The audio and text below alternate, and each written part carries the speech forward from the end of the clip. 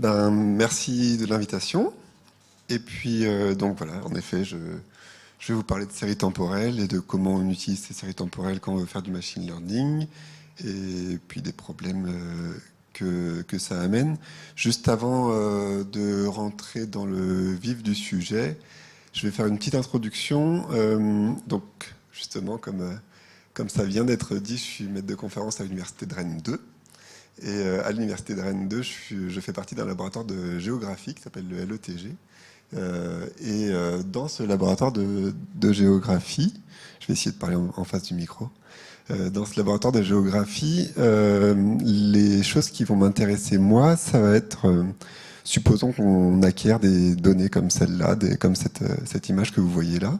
En fait, des données comme celle-là, on en acquiert très régulièrement. Et donc, pour une zone donnée, pour un paysage donné, on va avoir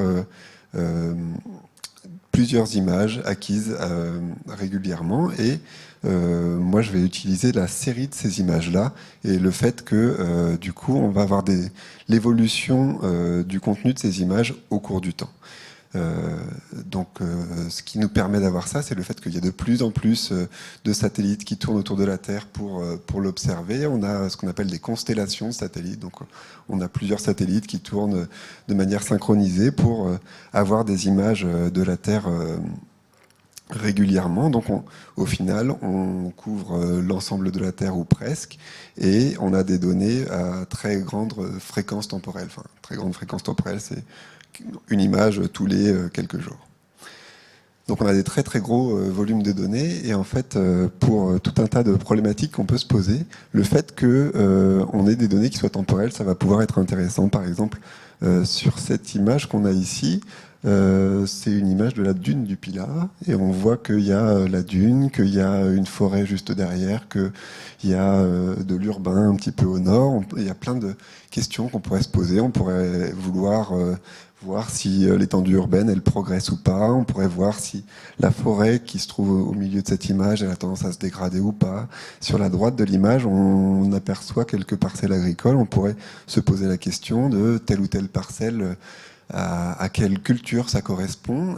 Et là encore, le fait qu'on ait des données temporelles, ça va nous permettre de distinguer, je sais pas, une culture de blé d'une culture de maïs, parce que les deux ne vont pas pousser au même moment dans l'année. Donc bref, la dimension temporelle de ces données va être une dimension importante.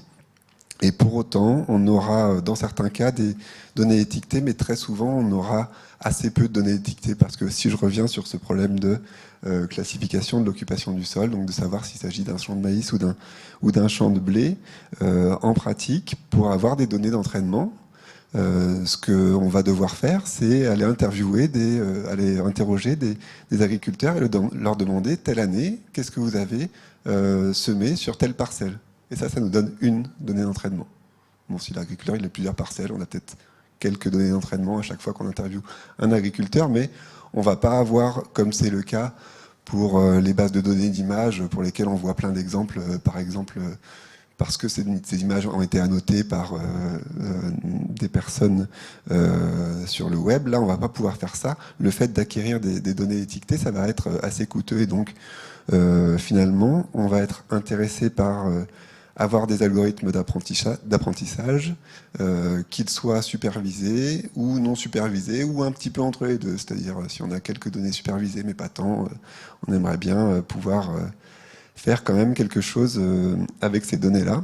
Et ce que je disais juste avant, c'est que moi, la partie qui va m'intéresser là-dedans, c'est quand on a des problèmes qui sont intrinsèquement temporels.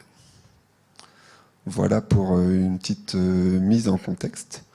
Et du coup, ce que je vais vous présenter aujourd'hui, ça va pas être très appliqué. C'était la seule jolie image de satellite que vous aurez de toute ma présentation.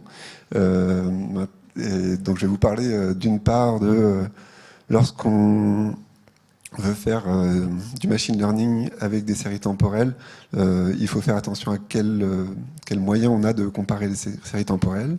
Je vais enchaîner juste après sur Si on a des séries temporelles, en fait, il y a des nouvelles tâches de machine learning qui apparaissent. Et puis, je ferai après une extension sur des données structurées, parce que les séries temporelles, c'est un cas particulier de ces données structurées. Je vais essayer de tracer quelques parallèles entre tout ça. Donc, je commence par essayer de motiver le fait que pour faire du machine learning avec des séries temporelles, il faut d'abord s'intéresser à comment on va comparer nos séries temporelles. Je commence par un petit exemple. Supposons qu'on ait ce jeu de données-là. C'est des séries temporelles unidimensionnelles. Je ne sais même pas à quoi ça correspond, je suis un peu désolé. Et puis j'ai fait un K-means, un clustering. D'accord, une classification non supervisée. J'ai demandé à répartir toutes mes séries temporelles, qui sont les séries tracées en gris sur ces trois figures-là. J'ai demandé à les répartir en 3 groupes. Et moi, je suis pas très content avec ce qui s'est passé. Je suis pas très content, d'une part, parce que j'ai l'impression qu'il y a des courbes qui ont un peu le même profil, c'est-à-dire c'est plat, ça monte, ça descend, puis ça finit par remonter, et qu'elles se retrouvent réparties entre le cluster numéro 1 et le cluster numéro 3 qu'on voit là-bas. Tout simplement parce que le pic qui se trouve dans ces séries temples-là, il se trouve pas au même endroit dans la série temporelle. Et si on fait un K-means, tout ce qu'il y a de plus classique, donc qui repose sur la distance euclidienne, eh bien, cette distance euclidienne, elle va être très sensible à la localisation des motifs dans les séries. Donc ça, c'est pas une super chose. Et puis, je le vois aussi d'une deuxième... il y a une deuxième chose qui me plaît pas trop dans ce clustering-là. Quand on fait un K-means, on a ce qu'on appelle un barycentre, une moyenne de chacun des clusters qui nous sont générés. Ok, et ces barycentres-là, ces moyennes, ces séries moyennes, ils sont représentés en rouge pour chacun de mes 3 clusters. Et moi, j'en suis pas très satisfait de ces barycentres, parce que je trouve que, notamment dans le cluster numéro 1 et dans le cluster numéro 3, cette forme-là que je trouvais, que je vous disais tout à l'heure, que je la trouvais assez symptomatique, c'est-à-dire ça commence par monter, puis descendre, puis ça finit par remonter, on la retrouve pas du tout dans le barycentre. Encore une fois, parce que c'est un barycentre au sens de la distance euclidienne, et cette distance euclidienne, elle n'est pas très douée pour gérer les décalages temporels. Donc je ne suis pas très content avec ça. Et par contre, si j'utilise des métriques qui sont adaptées aux séries temporelles, qui sont des dérivés d'une métrique qui s'appelle Dynamic Time Warping, je vais vous reparler de cette métrique juste après. Cette métrique, justement, elle est construite pour être invariante au décalage temporel. Donc je réutilise le même algorithme, l'algorithme de K-means, en disant utilise cette métrique comme façon de comparer des séries temporelles. Et dans ce cas-là, les clusters qui me sont générés, que ce soit pour chacune des 2 variantes qui sont présentées en bas, eh bien c'est des clusters que moi je trouve en tout cas beaucoup plus homogènes en termes de forme. Et on voit également que le barycentre qui est reconstruit, c'est un barycentre qui a retenu l'information de la forme de la série. Tout en étant, quel que soit le décalage temporel qu'il pouvait y avoir dans ces séries-là. Donc voilà, ce que je voulais vous dire dans ce transparent-là, c'est que en fonction de la façon que l'on va avoir de comparer les séries temporelles, on va un petit peu inclure un a priori que l'on a. C'est-à-dire que ici, l'a priori que je voulais inclure, que j'ai inclus dans les 2 rangées du bas, mais que je n'avais pas inclus dans la rangée du haut, c'est que je veux être invariant à ces décalages temporels. Du coup, je rentre un petit peu dans les détails de cette façon de comparer les séries temporelles dont je viens de vous parler, qui s'appelle donc Dynamic Time Warping. C'est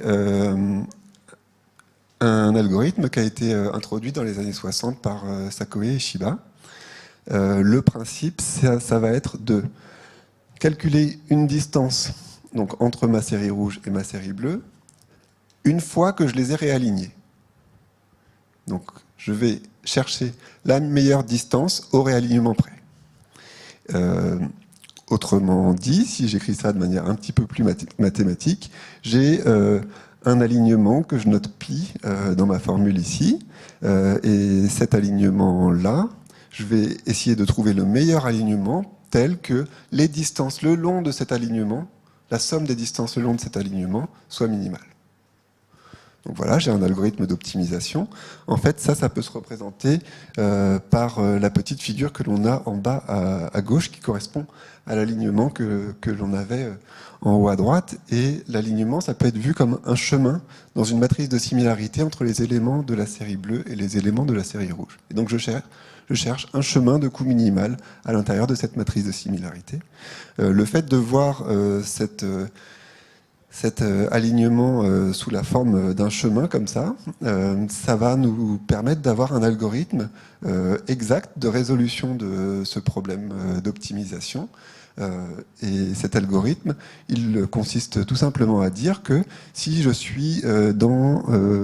alors je crois que j'ai pas de pointeur avec ça, parce que je suis pas doué, donc je suis désolé, je vais sortir du champ. Si je suis dans la case IJ, en fait, pour savoir quel va être le coût du chemin allant jusqu'à la case IJ, je vais tout simplement revenir à des problèmes, les problèmes I-1J, IJ-1 et I-1, J-1. Donc finalement, je vais définir une relation de récurrence entre mes différents sous-problèmes. Et si je remplis mes cases gamma IJ dans le bon ordre, finalement, j'ai un algorithme qui va être quadratique en la taille de mes séries, qui me permet de trouver le meilleur alignement entre mes deux séries. Donc voilà, et donc c'est le fait que cet algorithme permette de mettre en relation des points qui ne sont pas en face les uns des autres, c'est ça qui va permettre cette invariance au décalage temporel dont je vous parlais tout à l'heure. Par rapport à cet algorithme de Dynamic Time Warping, il y a eu plein de variantes qui ont été proposées. De manière générale, on remarque que si on restreint les chemins autorisés, si on n'autorise pas tous les chemins qui seraient possibles, c'est-à-dire tous les chemins qui commencent au coin en bas à gauche, qui vont jusqu'au coin en haut à droite et qui sont contigus. Si on se fixe par exemple une bande autour de la diagonale dans laquelle on veut rester, ou si on fixe une limite sur la taille des chemins que l'on s'autorise, ça va avoir un effet de régularisation de ces chemins des TW. Bon, bref, tout ça pour dire qu'il y a toute une littérature sur comment affiner cette métrique-là. Mais surtout, je vous ai dit jusqu'à présent que c'était vraiment chouette d'utiliser la bonne métrique quand on veut faire du machine learning avec des séries temporelles. Maintenant, la mauvaise nouvelle, c'est que cette métrique, elle a plein de mauvaises propriétés. La première mauvaise propriété, c'est que ce n'est pas une distance au sens mathématique du terme. Notamment, quand on définit une distance en maths, on veut que cette distance elle respecte quelque chose qui s'appelle l'inégalité triangulaire. Et cette inégalité triangulaire, il se trouve qu'elle est bien pratique quand on a des algorithmes de type K plus proche voisin. En fait, cette inégalité triangulaire, dans les K plus proches voisins, elle va nous permettre de mettre de côté plein de candidats plus proches voisins, parce que par l'inégalité triangulaire, on sait qu'ils ne peuvent pas être plus proches voisins. Bref. Ça va, c'était quelque chose qui était bien pratique quand on avait une distance. Là, c'est pas une distance, là, des TW, donc ça va nous embêter un petit peu pour appliquer ce genre d'algorithme. Ça les rend pas, ça rend pas les choses impossibles, mais ça les rend un peu plus lentes. Deuxième point qui nous embête un peu, on a cette métrique, je ne sais pas comment l'appeler, cette mesure de similarité, pour être à peu près raisonnable. Et puis on aimerait bien en faire un noyau pour l'utiliser dans des machines à vecteur support, par exemple. Et ben, si on essaye de faire un noyau gaussien exponentiel moins gamma dTw au carré, ben, ce noyau-là, pareil, il n'aura pas les bonnes propriétés maths, ça ne fera pas un noyau positif semi-défini, qui fait que pour l'optime de mes SVM, ça se passera mal. Donc, ça aussi, c'est pas de bol. Troisième cas où c'est pas de bol, si on veut calculer le barycentre pour cette métrique-là, je vais revenir juste après sur qu'est-ce que c'est qu'un barycentre pour une métrique, ce qui est nécessaire quand on a par exemple un algorithme de clustering comme les K-means. Donc, je ne sais pas si vous êtes très familier de cet algorithme-là, mais l'algorithme de K-means, il passe son temps à, d'une part, assigner chacune de mes données à un cluster, et d'autre part, mettre à jour la moyenne de ce cluster-là, comme la moyenne des points qui sont assignés à ce cluster-là. Et puis on alterne entre ces deux étapes-là. Donc l'étape de calcul du barycentre, c'est une étape très importante dans cet algorithme de K-means, et manque de bol, pour la DTW, ça sera un peu moins facile que quand on utilisait par exemple une distance euclidienne. j'enchaîne justement sur ces histoires de barycentres, parce que juste avant, je vous ai montré des barycentres, puis maintenant je vous dis que c'est compliqué. Donc ça veut quand même dire que c'est compliqué, mais ça doit être faisable. En fait, ce qui se passe, c'est que une définition un peu générique d'un barycentre, là j'ai écrit DTW, mais supposons qu'on ait une mesure de similarité D, quelle qu'elle soit, un barycentre, c'est le point qui minimise ce qu'on appelle l'inertie, c'est-à-dire la somme des distances au carré à ce point-là. Donc on veut faire la moyenne de tout un tas de xi, et pour définir cette moyenne-là, on la définit comme le point qui minimise cette inertie-là. Donc quand on fait un barycentre au sens de la distance euclidienne, c'est assez simple. On a une formule, une forme close, donc on sait que chaque composante, c'est juste la moyenne de tous les points, composante par composante, et ça se passe assez bien. Et donc on n'a pas du tout de problème d'optimisation à faire. Ici, on va être obligé de résoudre un problème d'optimisation. Et puis, en fait, on va avoir des résolutions approchées pour ce problème d'optimisation. Premier algorithme pour essayer de résoudre ce problème d'optimisation, ça a été proposé par Petitjean dans le début des années 2010 dans sa thèse.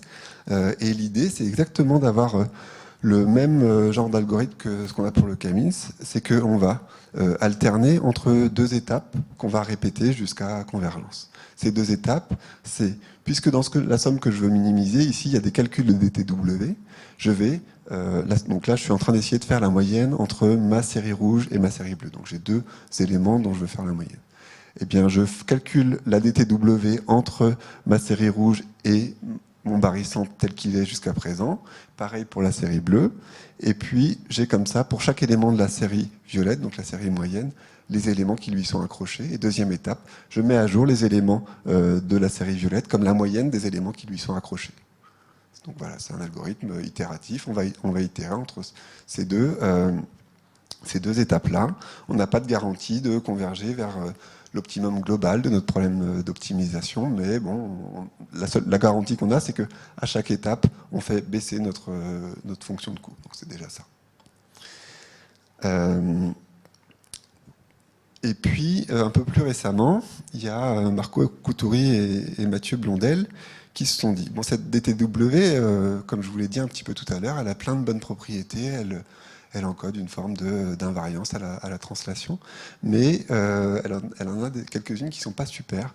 Notamment, ce qu'eux ont vu comme une faiblesse de cette DTW, c'est que puisque dans l'algorithme de DTW, on va passer notre temps à faire des minima. Si vous vous rappelez, pour mettre à jour mon gamma IJ, j'avais une certaine distance, plus le minimum entre trois chemins possibles.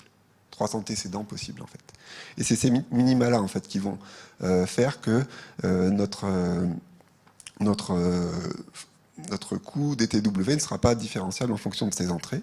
Et donc eux, ce qu'ils ont proposé, c'est tout simplement, plutôt que d'utiliser un minimum strict, d'utiliser un soft minimum, donc qui est paramétré par un paramètre gamma qui nous dit à quel point on veut quelque chose qui est proche d'un minimum strict ou à quel point on veut smoother tout ça. Je ne sais pas comment traduire ça proprement, je suis désolé. Le résultat, c'est que l'on a quelque chose que l'on peut utiliser pour faire de la descente de gradient. Donc on peut calculer nos barycentres tout simplement en faisant une descente de gradient sur la fonction de coût que je vous montrais juste avant. Cette fonction de coût-là, la min sur z. Là. On fait une descente de gradient et puis ça nous permet de calculer les éléments de notre barycentre Z. De la même façon, si l'on a, comme on a ici en bas à droite, un problème de prédiction structurée. Donc supposons qu'on voit le début d'une série et que l'on veuille prédire la suite de cette série-là. On ne veut pas juste prédire un point, on veut prédire toute la suite de la série. Puisque ce que l'on veut prédire, c'est en soi une série temporelle, on peut se dire qu'on va vouloir utiliser une métrique adaptée aux séries temporelles pour savoir si ce qu'on a prédit c'est proche de ce qu'on cherchait ou si c'est pas proche de ce qu'on cherchait. Et donc eux, ils montrent qu'en utilisant leur soft DTW comme fonction de coût, ils arrivent à optimiser voilà, un réseau de neurones pour faire de la prédiction de séries temporelles à horizon plus ou moins lointain. Donc voilà pour deux méthodes de l'état de l'art qui ont pour but d'utiliser cette DTW pour notamment calculer des barycentres, mais sauf DTW, c'est un peu plus large que ça. Et puis, je glisse aussi une méthode sur laquelle on a travaillé nous, qui utilisait une approche un petit peu différente. Ce que l'on s'est dit, c'est, depuis tout à l'heure, je vous dis, travailler dans un espace euclidien, c'est bien parce que c'est facile, mais c'est pas bien parce que ça représente pas bien la similarité entre les séries temporelles telles que je l'entends. Du coup, on s'est dit, si on apprenait un espace, comme une transformation de nos séries temporelles dans un nouvel espace, tel que dans cet espace-là, pour comparer les choses, on utilisera la distance euclidienne. Comme ça, je pourrais utiliser tous les algos d'apprentissage auxquels je suis bien habitué. Mais par contre, je veux faire en sorte que les distances, donc les distances euclidiennes, dans cet espace-là, elles ressemblent à la DTW entre les séries d'origine. C'est la courbe que j'ai en bas à droite. Là, je veux que je sois presque sur la ligne rouge qui correspond à l'égalité entre la DTW et la distance euclidienne dans mon espace que j'aurais appris. Pour faire ça, on utilise un modèle qui s'appelle un modèle de Cheplet, qui est un modèle très simple. Si vous êtes habitué au réseau de neurones convolutionnel, c'est une sorte de réseau de neurones convolutionnel où la convolution se passe en 1D, donc juste une convolution en temps. Et puis on n'a qu'une couche de convolution. Et puis pour chaque carte d'activation, donc pour chaque filtre de convolution, on va retenir que la meilleure correspondance entre ce filtre-là et ma série. Donc j'ai finalement une représentation que vous voyez avec 3 petits carrés à droite là-bas qui me donne une valeur pour chacun de mes filtres de convolution. Et basé sur cette représentation-là, ce que les auteurs originaux faisaient, c'est qu'ils faisaient une classification des séries temporelles avec une couche de régression logistique, tout ce qu'il y a de plus standard. Nous, on a un petit peu détourné cette architecture-là et on s'est dit, nous, ce que l'on veut, c'est qu'on a 2 séries en entrée. Pour chacune de ces 2 séries, on calcule la transformée, donc cette fameuse transformée en Cheplet, là, celle qui correspond aux 3 petits carrés que l'on a à droite, et je vais apprendre mes filtres de convolution de manière à ce que ce mθ là, de T1, mθ de T2, ça plonge mes données dans un espace dans lequel la distance euclidienne dans cet espace-là soit proche de la DTW entre les séries d'origine. Si je formule ça de manière un peu plus mathématique, j'ai une forme de régression, tout simplement. La valeur cible de ma régression, c'est la valeur de la DTW. Et puis, sur quoi je vais pouvoir jouer ? Je vais pouvoir jouer sur un facteur d'échelle bêta et sur mes modèles de transformation mθ. Et donc, je vais faire tout simplement une descente de gradient sur tous ces paramètres-là. Le truc qui est intéressant pour optimiser cette fonction de coût, c'est qu'on n'a pas besoin de données annotées. La seule annotation que l'on a finalement, c'est la valeur de distance. Mais cette valeur de distance, on peut la calculer. L'algorithme de DTW, il existe, il est un peu complexe, il a plein de mauvaises propriétés, mais voilà. Et puis, quand on calcule cette transformation-là, après, je peux transformer toutes mes séries dans cet espace, dans ce nouvel espace de représentation que j'ai appris, et faire un K-means euclidien dans cet espace-là. Je le fais, et vous voyez que j'ai un K-means qui ressemble, qualitativement en tout cas, à ce que j'aurais eu si j'avais fait un K-means utilisant la DTW comme métrique. Voilà. Juste pour cette méthode-là, et si je dois donc vous faire passer un message dans cette partie-là, c'est quand vous comparez des données structurées, et là, moi, je prêche pour ma chapelle, je parle de séries temporelles, mais c'est vrai au-delà de ces données-là, faites attention à la métrique que vous utilisez pour comparer vos données, parce que c'est elle qui va influencer tout votre apprentissage après. Voilà pour cette partie-là. Dans cette deuxième partie, ce dont je voulais vous parler, c'est le fait que quand on traite des séries temporelles, on a des nouvelles tâches qui apparaissent. Des tâches qui ne sont pas des tâches tout à fait standards de machine learning, qui sont des nouvelles tâches, notamment la tâche de classification précoce. Et c'est les travaux de Marc Ruswurm avec qui j'ai le bonheur de travailler. Je commence juste par vous laisser regarder ça 2 secondes. Je bois un petit coup pendant ce temps-là.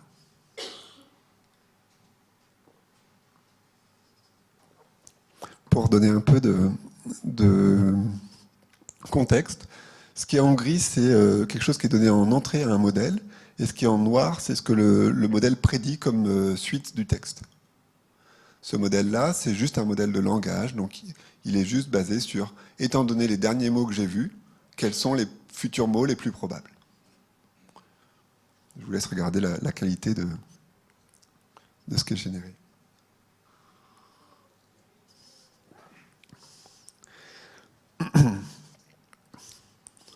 Donc c'est un modèle qui a été présenté avec beaucoup de publicité autour de ça par OpenAI. Et une chose qui moi m'intéresse dans ce modèle-là, juste avant de vous parler de classification précoce, une chose qui m'intéresse, c'est que, bon, déjà, le texte qui est généré est très réaliste, mais au-delà de ça, ce qu'ont montré les gens de chez OpenAI, c'est que avec ce modèle, qui est tout simplement un modèle qui cherche à prédire les mots à venir les plus probables, en fait, avec ce modèle, ils ont montré qu'ils apprennent des représentations qui sont très efficaces pour des tâches de classification assez variées. Donc, en utilisant la structure séquentielle du texte, et en apprenant juste à prédire les prochains mots du texte, en fait, ils encodent une information importante sur, finalement, qu'est-ce qui est dit dans ce texte-là, et donc ils vont réussir à faire de la classification sur ces choses-là. Et ça, je pense que c'est quelque chose qui est assez fondamental quand on a des données structurées et qu'on utilise, à mon avis, pas encore assez, mais c'est que cette structure, elle contient beaucoup d'informations, et donc même si on n'a pas toujours des données étiquetées, je pense qu'on peut utiliser rien que la structure pour apprendre des représentations intéressantes pour d'autres tâches. Bref. Une autre petite illustration d'un cas où utiliser la structure est intéressante, c'est donc ces travaux avec Marc Russwurm. Et donc, on part, ce coup-ci, on a des données étiquetées, donc on a appris un modèle qui, étant donné une série temporelle de taille quelconque, va extraire une représentation latente. Je ne vous dis pas vraiment comment il le fait, mais il y a plusieurs façons de le faire. Et puis, quelle que soit la façon que l'on utilise, tant que c'est un modèle qui s'apprend bien par descente de gradient, tout se passe bien.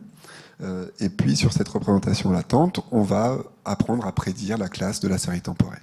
Donc ça, c'est un modèle de classification de série temporelle assez classique, finalement.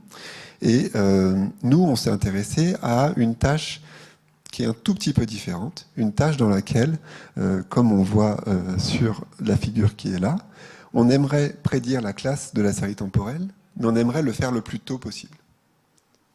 Alors, on pourrait le faire au tout début, mais alors on dirait n'importe quoi.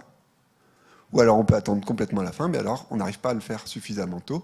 Et l'intérêt, c'est de trouver le bon compromis, c'est-à-dire d'être capable non seulement de prédire la classe de la série temporelle, mais de savoir à quel moment il est raisonnable de prendre la décision. Typiquement, dans le petit exemple que l'on a ici, donc en haut, on a une série temporelle avec plusieurs bandes, et puis plusieurs bandes de fréquences. Bref, on a une série temporelle multivariée. Et puis en bas, on a la sortie du modèle au fur et à mesure que l'on ajoute des échantillons dans notre série temporelle. On voit que donc, notre série temporelle elle commence en janvier. Si on faisait la prédiction en janvier, chacune des courbes que l'on a ici, ça correspond à une classe. On voit qu'on prédirait au hasard. On n'a aucune idée entre nos différentes classes laquelle est la plus probable. On ne sait pas du tout. Si on attend un petit peu, autour de avril, on a une classe qui semble ressortir, c'est la classe prairie, dans ce cas-là, et pourtant notre modèle ne décide pas de prendre la décision à ce moment-là. Et il a raison, en fait, parce que plus tard, il changera d'avis, et au moment où il sera suffisamment sûr de lui, là où on a une barre verticale avec un petit T-stop, il prendra ses décisions et il classifiera cette série temporelle-là en orge d'hiver. Donc l'idée, c'est ça, c'est d'avoir un modèle qui, à la fois, est capable de faire des classifications, mais aussi est capable de dire quand est-ce qu'il est suffisamment sûr de lui et que ça ne sert plus à rien d'attendre plus parce qu'il n'arrivera pas à être plus sûr de lui qu'il ne l'est déjà. Et donc, dans ce modèle-là, on a juste pris un modèle de classification classique dans lequel on a tout simplement rajouté un petit module de précocité. C'est le petit module qu'on avait à gauche. On était super contents de nous, du coup on a essayé de s'évaluer. Et puis donc pour s'évaluer dans cette tâche-là de classification précoce, on va regarder à quel point on classifie bien et à quel point on classifie de manière précoce. Pour ce qui est de à quel point on classifie bien, c'est la figure du milieu. C'est pas mal, c'est ni plus. Donc la partie bleue, c'est la partie où on est meilleur, la partie rouge, c'est la partie où on est moins bon. Chaque point, ça correspond à un jeu de données différent, donc on s'est évalué sur plein de jeux de données. Puis il y en a où on est meilleur, il y en a où on est moins bon. Bon, c'est pas si mal par rapport à la meilleure méthode de l'état de l'art. Et puis on a d'autres arguments pour dire que notre méthode elle est pas mal par rapport à cette meilleure méthode de l'état de l'art. Pour l'instant, c'est pas extraordinaire, mais c'est pas si mal.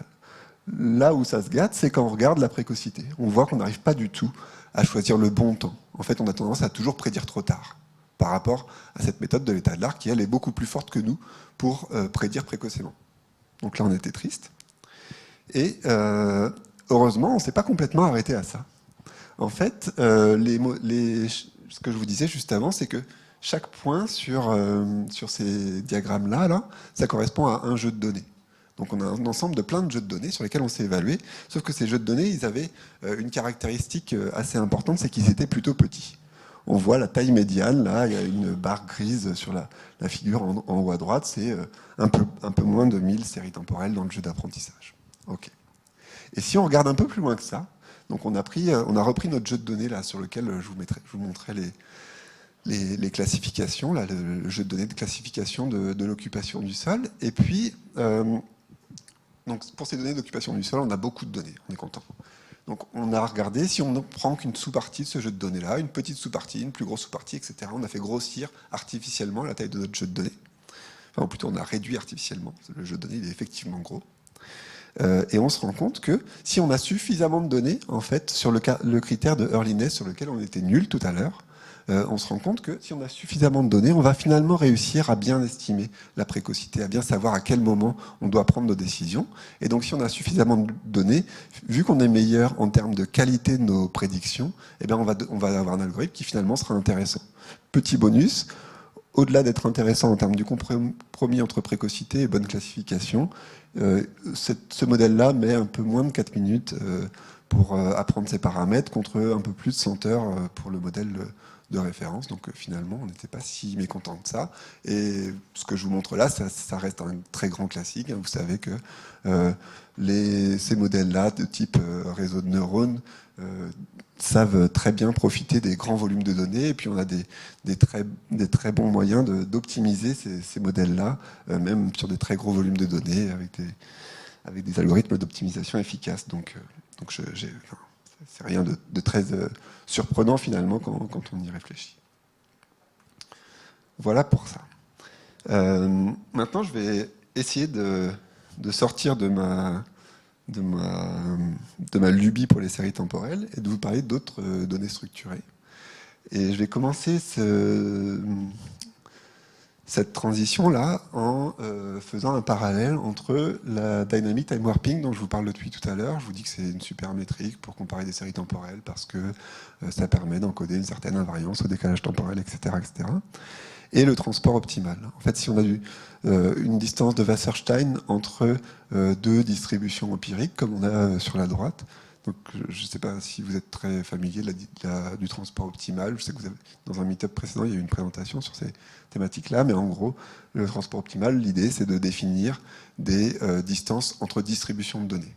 Donc on pourrait voir notre série temporelle comme une distribution d'observations, et puis se dire que finalement, il y a une sorte de parallèle entre ces deux cadres-là, et notamment le parallèle se fait parce qu'on a vraiment un problème d'optimisation qui, à première vue, prend la même forme.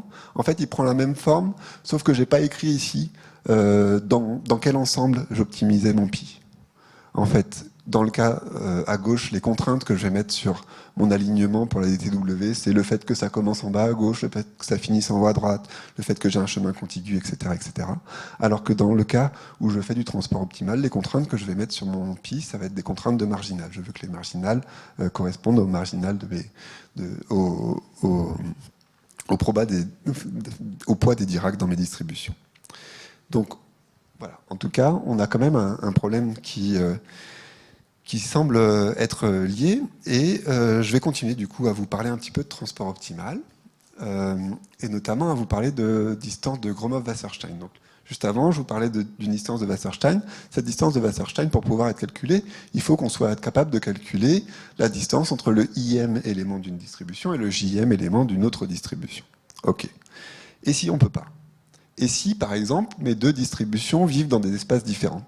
J'ai une distribution de Dirac rouge là, qui vit dans mon espace grand X, et puis une distribution de données qui vivent dans mon espace grand Y. Et puis, je suppose que je ne suis pas capable de comparer les éléments de l'espace grand X avec les éléments de l'espace grand Y. Je ne sais pas calculer de distance entre un élément de X et un élément de Y. Une des choses que je peux faire dans ce cas-là, c'est à l'intérieur de l'espace X, je sais comparer les éléments. Et à l'intérieur de l'espace Y, je sais comparer les éléments. Là, je pourrais vouloir regarder si, à l'intérieur de ma distribution des points dans X et à l'intérieur de ma distribution des points dans Y, j'ai une distribution des distances paire à paire qui est finalement similaire. Donc je vais regarder si j'arrive à mettre en correspondance les distances de A2 plutôt que mettre en correspondance les points, parce que ça, je ne sais pas faire. Et c'est le principe de la distance de Gromov-Wasserstein. En fait, supposons que... Ah Non, c'est pas le moment.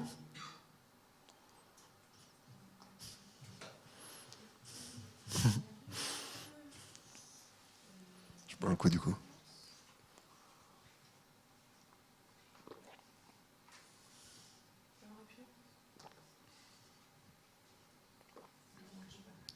Comment? Ouais, je peux. Parce que là...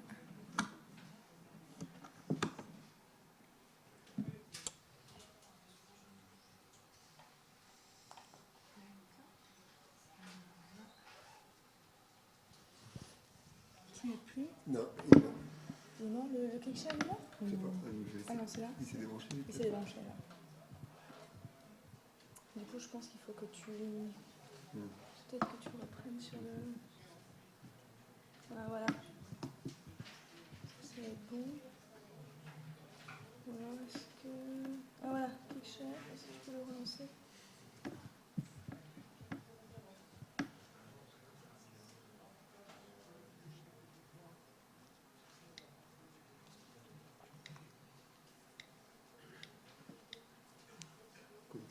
Ah bon, c'est en train de...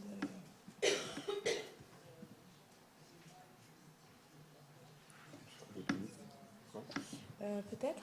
Voyons. Pour le partage. Ah bon, un clic. C'est reparti. Pas. Ouais, oui, c'est bon. Super. Allez, on est reparti.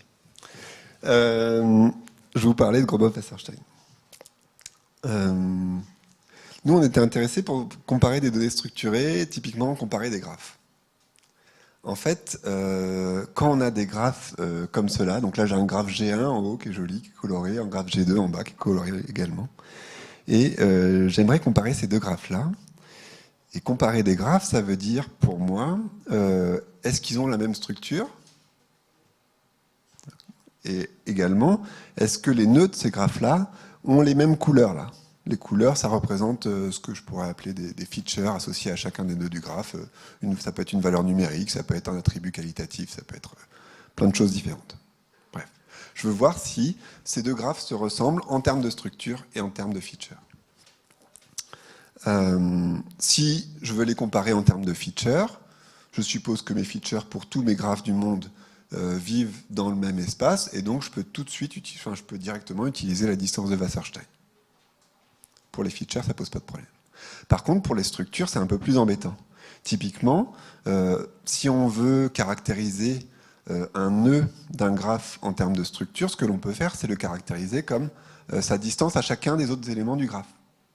Ça peut faire un gros vecteur, puis ça peut être un moyen de caractériser notre nœud en termes de structure. Quels sont ses voisins, quels sont les éléments qui lui sont lointains dans le graphe, etc., etc. Sauf que si on fait ça, si nos deux graphes n'ont pas le même nombre de nœuds, on aura donc des vecteurs qui ne seront pas de la même taille. On se retrouve exactement dans le cadre de Gromov-Wasserstein juste avant, où on ne sait pas comparer les vecteurs de proximité dans le graphe 1 avec les vecteurs de proximité dans le graphe 2.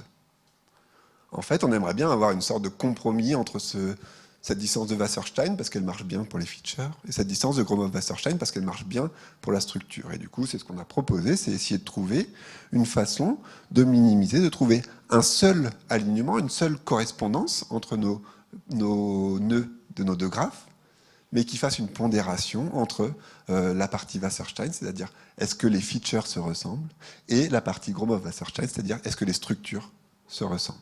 Et donc c'est ce qu'on a proposé avec Tito Envaillé. Et on s'est rendu compte que ça marchait assez bien, que ce soit pour faire de la classification de graphes, etc. Alors que vous aurez peut-être compris à ce moment-là de ma présentation que j'ai une petite, en plus de ma lubie pour les séries temporelles, j'ai une lubie pour les barycentres également. Et parce que je trouve que c'est un bon moyen de voir si la métrique qu'on est en train d'utiliser, elle est pertinente pour nos données ou pas. Donc là, je suppose que j'ai des graphes, c'est les samples 1, 2, 3, 4, 5, 6, qui sont des versions bruitées d'un graphe idéal. Et je calcule le barycentre de ces graphes-là, avec le barycentre au sens de ma méthode Fuse-Gromov-Wasserstein, dont je vous ai parlé juste avant, qui est un mélange de Wasserstein et de Gromov-Wasserstein. Et vous voyez que les barycentres que l'on calcule ici, déjà on peut jouer sur est-ce qu'on veut un barycentre avec beaucoup de nœuds dans ce barycentre ou est-ce qu'on en veut un petit peu moins.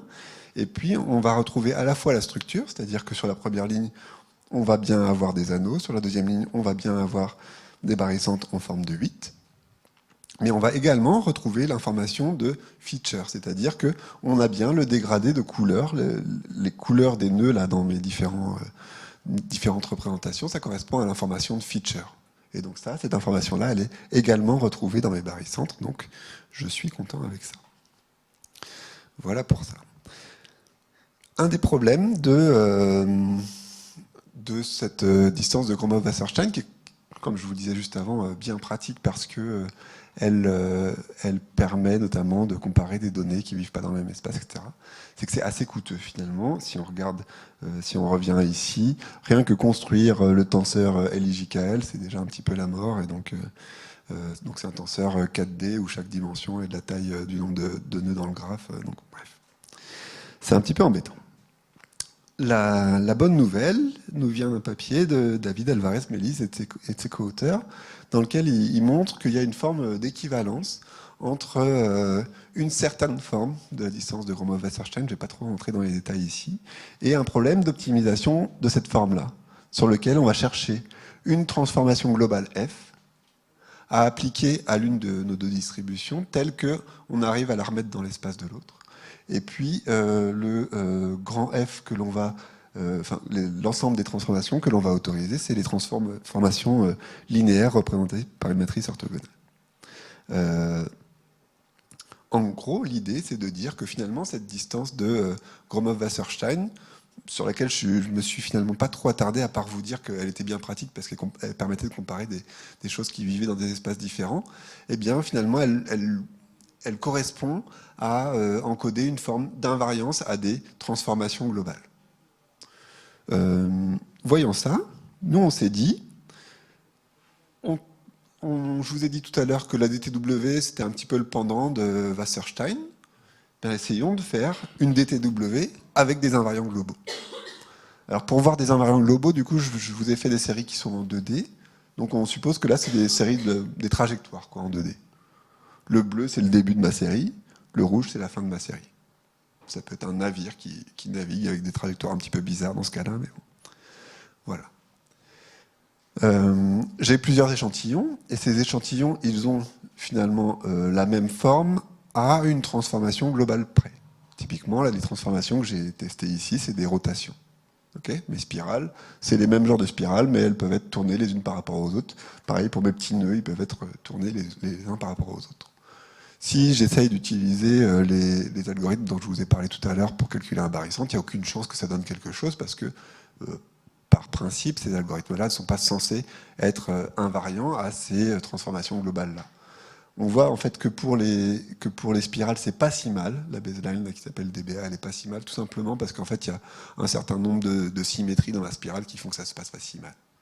Mais dès que j'ai un ruban là qui est un peu plus où les choses varient plus dès qu'on tourne, quoi. Le barycentre, c'est n'importe quoi, alors que en optimisant sur le même genre de critères que celui du papier d'Alvarez-Méliz, on arrive à retrouver des barycentres qui correspondent au contenu de nos séries, à cet invariant près.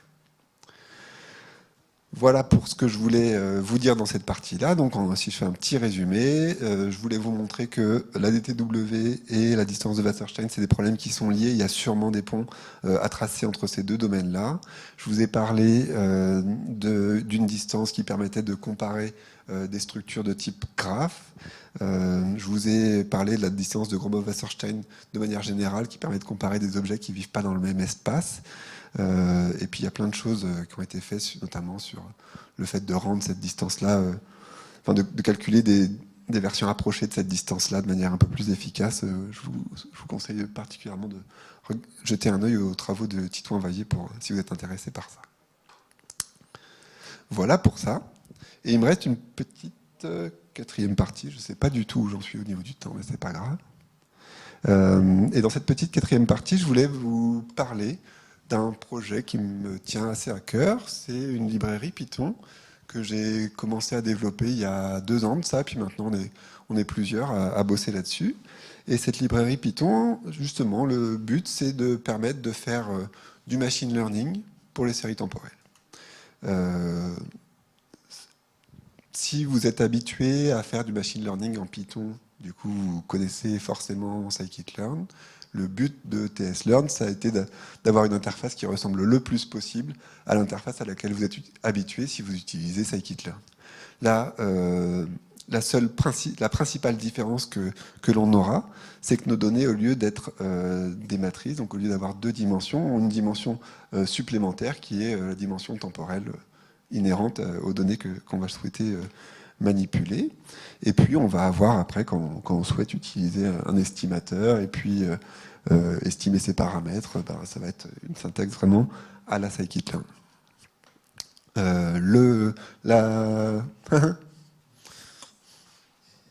Ça veut dire que j'ai parlé trop longtemps sûrement. Tac, tac.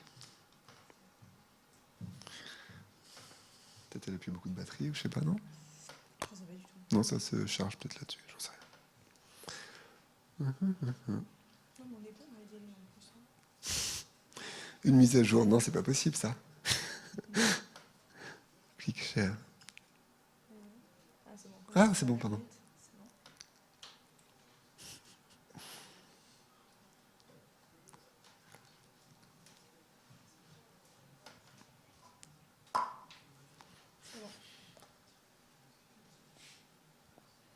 Tac, c'est reparti.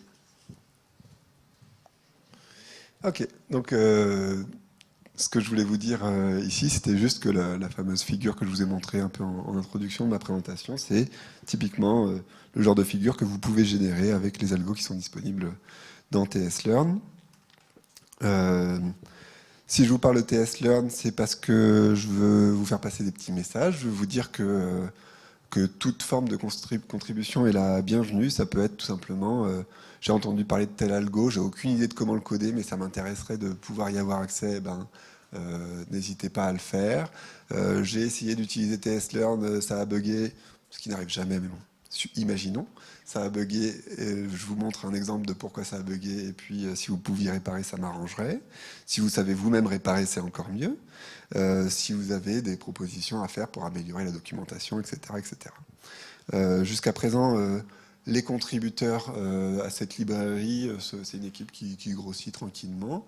On contribue de manière volontaire parce que c'est des choses qui nous intéressent. Dans les mois qui vont venir, là, on va chercher à recruter un ingénieur pour une période d'1 an pour nous aider à vraiment développer ce projet-là. Donc, si c'est quelque chose qui pourrait vous intéresser ou pour lequel vous pouvez connaître des personnes qui seraient intéressées, n'hésitez pas à leur dire de prendre contact avec moi. On serait ravis d'en discuter.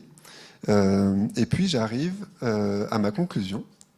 Et je vais commencer ma conclusion par la fin, par cette librairie TS-Learn. Donc, comme je vous disais juste avant, là, je serais ravi d'avoir vos contributions pour cette librairie-là. Mais au-delà de ça, très honnêtement, ça fait 2 ans là, que je me suis mis à travailler sur cette librairie. Et c'est l'une des choses qui m'a le plus apprise dans ces 2 dernières années. J'ai appris plein de choses. Je trouve que c'est une expérience vraiment très enrichissante et je vous incite très largement, parce qu'on est probablement tous assez largement utilisateurs de soft open source pour le machine learning, et je pense qu'on peut tous contribuer sous une forme ou sous une autre à ces outils-là. Donc je vous incite très fortement à le faire, d'une part parce qu'on en bénéficie largement, et d'autre part parce que ça vous apportera beaucoup enfin, en tout cas ça m'a apporté beaucoup. Le premier message que j'ai essayé de vous faire passer dans cette présentation, c'est le fait que quand on a des données structurées, je vous ai parlé de séries temporelles, je vous ai un peu parlé de graphes, il faut réfléchir à quelle est la métrique qu'on utilise pour comparer nos séries temporelles ou nos données structurées. Probablement que ça va compliquer un peu votre vie avec le fait d'utiliser des modèles de machine learning. Ça va peut-être la rendre un peu plus rigolote aussi. Et puis il y a sûrement des librairies qui existent pour vous la rendre de nouveau un peu plus simple. Puis le dernier point, qui est le point que j'ai développé au milieu de ma présentation, c'est sur le fait que lorsque l'on a des données structurées comme ça, je pense que c'est très pertinent d'essayer d'apprendre des représentations qui puissent servir éventuellement à des tâches variées. Et puis je vous ai parlé de deux cas typiques de façon d'apprendre ces représentations. D'une part, en utilisant la structure, c'était le cas par exemple du modèle GPT là, de chez OpenAI, et d'autre part en se disant j'ai une métrique dont je sais qu'elle fonctionne bien pour mes données, et ben, j'aimerais bien apprendre une représentation qui imite finalement cette métrique-là. J'en ai fini de ma présentation, et si vous avez des questions, je serais ravi de les entendre.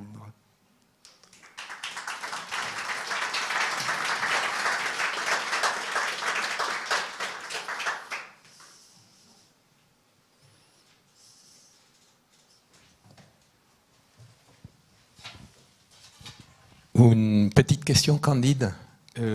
Pour les plus anciens, je suis un vétéran, vous voyez, je n'ai plus de cheveux sur la tête. Et quand lors de la première partie de votre présentation, vous travaillez d'abord sur la métrique, puis vous travaillez avec, vous couplez cette métrique-là avec une transformation de l'espace de représentation de fonctions. Et cette transformation-là, vous l'appelez chapelet. Et dans l'ancien temps, quand je travaillais dans le traitement du signal, il y avait un espace qui ressemble beaucoup à ce que vous avez dessiné là, qui est l'espace des ondelettes, aux wavelets. Quelle est la différence entre la chapelette et les ondelettes? Merci pour la question. Alors, je crois que je vais pas être... J'ai déjà essayé de ne pas tomber. Je connais pas très bien les transformer en ondelettes, donc déjà c'est une première façon d'esquiver la question. Je peux au moins vous décrire plus précisément ces transformés chapelets, et puis peut-être vous ferez une idée. L'idée de cette transformée en chapelets, c'est d'apprendre une sorte de base de motifs. Mais on va les apprendre, on ne va pas les fixer a priori. On va apprendre une base de motifs et on va représenter notre série comme ce motif-là, il se trouve dans la série, ou ce motif-là, il ne se trouve pas dans la série. Et ces motifs, ça va être typiquement des fils de convolution. C'est la façon qu'on va avoir de l'apprendre.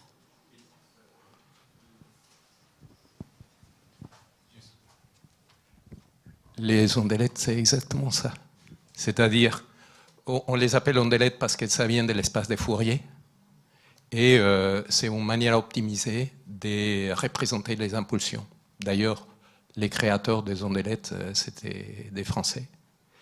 Et puis, l'idée, c'est qu'il y a des filtres, donc ça fait appel à la notion de convolution, qui sont optimaux pour la convergence c'est-à-dire que quand on décompose un signal en ondelettes, on travaille dans l'espace de Fourier, et c'est des choses dans lesquelles les métriques et tout ça, ça ne pose aucun problème. Donc c'est des choses hyper simples pour les gens qui connaissent, quoi. Donc voilà.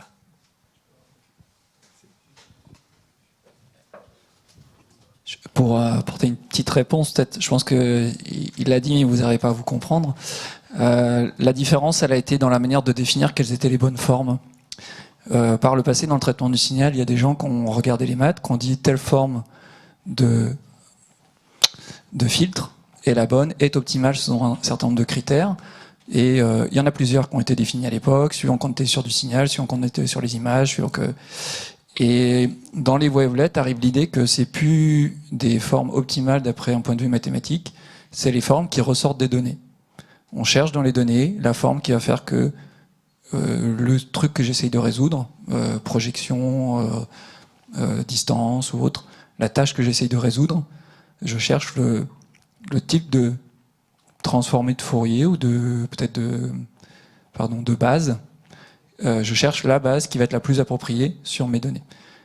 Et pas la plus appropriée en théorie sur les fonctions je ne sais trop de L2 ou de je ne sais trop quel autre espace. Donc c'est un changement de philosophie assez fort qui fait que même si on se retrouve à attaquer les mêmes tâches, des fois il y a un petit peu de malentendus. Il y a des gens du traitement de signal qui s'y mettent, il y en a d'autres qui veulent pas s'y mettre parce que ça vient de la data, ça vient plus des maths. Il y a d'autres gens qui au contraire se disent si ça marche bien, je vais essayer de comprendre pourquoi ça marche bien. C'est un peu c'est un endroit où c'est un lieu de friction, un lieu où il y a plein de choses à discuter et à débattre. Est-ce que je peux me permettre une question, moi? Ouais. À la fin, dans ton dernier exemple, j'ai pas bien compris ce que tu alignais. Tu reviens peut-être sur les spirales là, les spirales et puis le nœud, on va dire. Comme ça fera un lien avec d'autres trucs de maths. Donc là, tu essaies l'algo a le droit de chercher la transformation, on va dire changement de base qui fait que ça aligne le mieux les objets. Ok. Donc si un changement de base fait que tes deux structures s'alignent complètement, tu dis qu'ils sont à distance nulle. Est-ce que tu tiens compte aussi du côté temporel de la couleur rouge-bleu? Tu essayes aussi d'aligner le rouge sur le rouge, le bleu sur le bleu, ou ça c'est quelque chose qui est complètement oublié?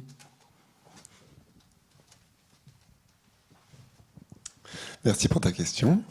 Donc ça c'est complètement du work in progress, c'est pour ça que j'ai pas donné beaucoup de détails dessus. Mais du coup je suis content d'y répondre. L'idée de faire ce truc-là, c'est de faire comme eux, mais de rajouter un D et un T là. Donc pour le côté temporel, on laisse la DTW faire. Donc on va chercher la transformation globale, donc la rotation de nos trajectoires, telle que la DTW entre nos signaux va être nulle. Donc le côté je gère le temps, j'aligne les temps entre eux, c'est la DTW qui fera. Et le côté je trouve une rotation, c'est la minimisation sur notre fonction f qui fera. Est-ce qu'il y a d'autres questions?